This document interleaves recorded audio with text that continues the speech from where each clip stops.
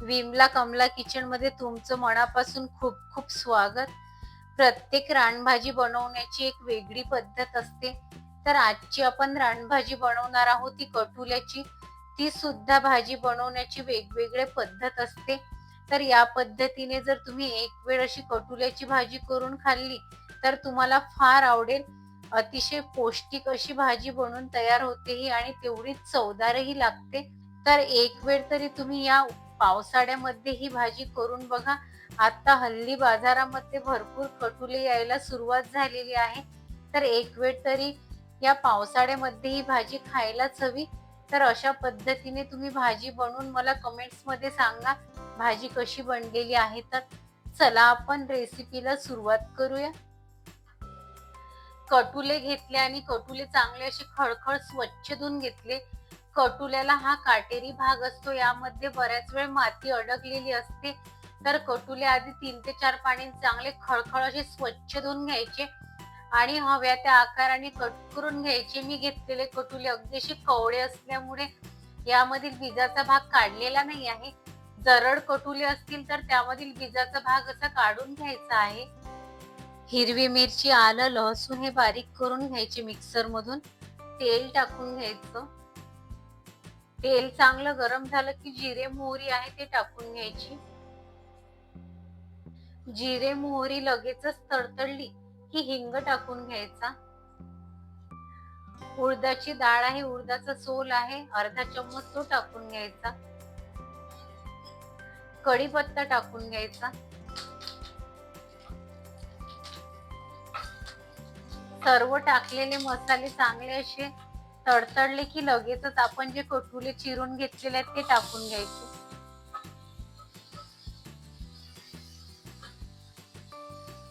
जे आपण वाटून घेतलेलं होतं वाटण ते टाकून घ्यायचं.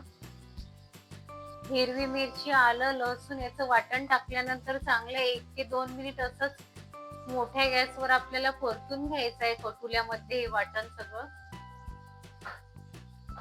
1 मिनिट परतून झाल्यानंतर त्यामध्ये आपल्याला ही सुकी लाल मिरची आहे एक ती टाकून घ्यायची. हळद टाकून घ्यायची.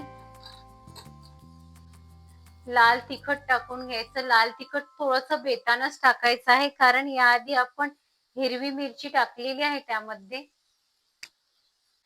सर्व मसाले असे कटुल्यामध्ये चांगले असे मिक्स करून घ्यायचे. ही 1 वाटी तुरीची डाळ आहे. तुरीची डाळ चांगली अशी 3 ते 4 तास मुरू घातलेली होती आणि ती टाकून घ्यायची. चांगली 3 ते 4 पाण्याने चांगली स्वच्छ धुवून घेतलेली आहे डाळ. तुम्हाला आवडत असेल तर तुमच्या आवडीनुसार तुम्ही चणा डाळीचा सुद्धा उपयोग करून घेऊ शकता. एक चिरलेला कांदा, बारीक चिरलेला कांदा टाकून घ्यायचा.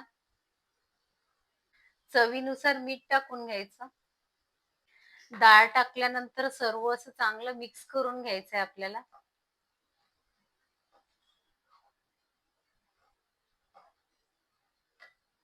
भाजी शिजण्यासाठी अर्धी वाटी पाणी टाकून घ्यायचं.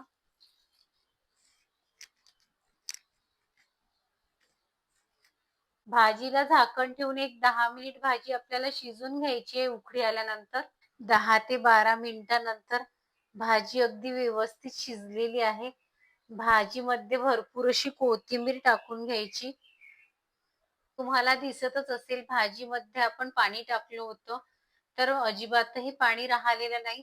तेवढ्या पाण्यामध्ये भाजी अगदी व्यवस्थित शिजलेली आहे आणि मस्त अशी चमचमीत भाजी तयार झालेली आहे.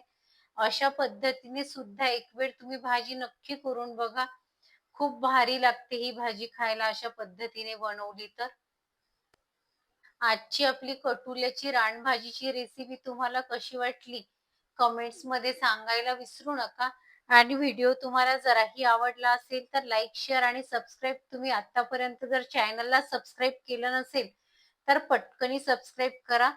तर चला भेटूया अशाच एक नवीनशा रेसिपी सोबत. बाय.